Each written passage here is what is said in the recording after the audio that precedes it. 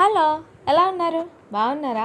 ఈరోజు నేను మీకు మన కాకినాడలో డూప్లెక్స్ హౌస్ అయితే సేల్కి ఉందనమాట. అదైతే జస్ట్ మీకు ఇలా చూపించేస్తున్నాను షార్ట్ వీడియోలో. సో బిగ్ వీడియో కూడా వస్తుంది డెఫినెట్లీ. వెయిట్ చేయండి. మన ఛానల్ని సబ్స్క్రైబ్ చేస్తే నోటిఫికేషన్ మీకైతే వచ్చేస్తుంది.